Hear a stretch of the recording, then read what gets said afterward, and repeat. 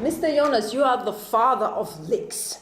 So I have to ask you, what is your personal story about quality in the language industry? How did you come across standards for the language industry? You're one of the pioneers and the expert in standardization and quality issues in the language industry. So please tell us, what's the story behind? Well, it all started, more than 15 years ago actually, when Germany did the very first standard, at least to my knowledge, the very first standard on the translation sector, on quality issues in translation, which was the famous DIN 2345, if I'm not mistaken. And soon after that, it came over to Austria, where the Austrian Association of Translators, Universitas, approached us, Austrian Standards, and requested their own an Austrian standard we made on translation services.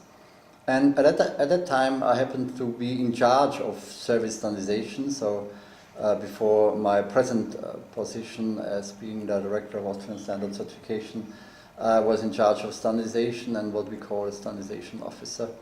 And I was in charge in service standardization, so I took over actually that project. And as I said, Universitas triggered that, but of course we had to involve all the relevant stakeholders in Austria in the translation sector. And this was actually end of the 19th, so over the millennium. We worked on the standard, and it was published, I think, in 2001, was published the first standard, and ever since then we did also certification according to the standard. And then it developed internationally, so soon after the publication of the Austrian standard, there was the initiative to come up with a European standard, and we had a very strong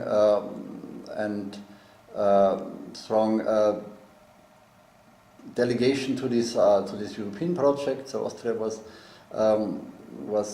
represented by 3 persons here, and so it developed. And then over the time, now the past 3 or 4 years, then they worked on an ISO standard, which was now recently published in May. So that's the story. And as I said, ever since the publication of the first Austrian standard, we have been doing certification from Austrian standards, and at the time when the European standard was published, so which was 2006, we teamed up with TermNet, with Gabriele, in order to form what we have called then the Language Industry Certification System, abbreviated LICS.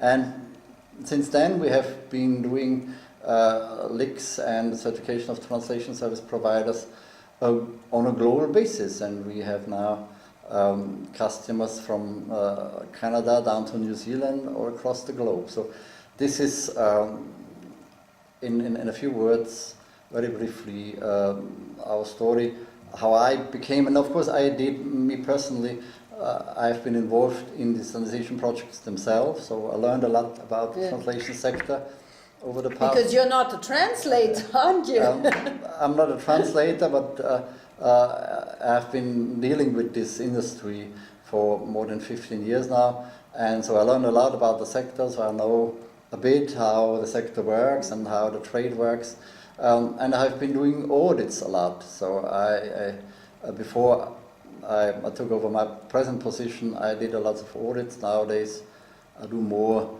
training of auditors. And it's me doing all the audits now. And supervising audits and things like that, but actually I don't act as an auditor now. So that's my story, if you want to put it that way, in the translation sector. And of course we got to know lots of people in the past, and yes, we know lots of people, I guess, and we are known by many people now. Definitely. I was very proud. It was a couple of months or years, 2 years maybe, after the first publication of the EN 15038, when I was at a fair, large fair, and a German representative of TÜV told me, LICS, you are the world market leader. So I thought, wow, are we? And then I understood, yes, we are. Which I guess we can say, yes, we are. I mean, there's many certification bodies, of course, around in the world, so there's lots of options, actually, clients may have to go for a certification, but there's more or less none of them are specialized in that sector. None of them do it as we do. For example, we take only people as auditors from the sector as such. That's our main emphasis, that whenever we send a person, an auditor to a company, most important thing is that this person has got knowledge and experience in the sector, apart from being and having received training as an auditor, of course. So this is one of the USPs, I might say, which we have over other certification bodies doing that kind of certification. And again, definitely, I heard that many times. By the way, that it seems to be a problem when the usual auditors, or in Australia, I learned a very negative term, the stupid box tickers we are called when we are not good, when we really just ticking boxes and only have a look at written papers, etc., and not really listening to people not doing auditing job. And when we are not familiar with the industry, that was the main concern of certified people who said this was not useful. It was really a young guy and not literate actually in the industry. And then an audit, of course, doesn't make much sense.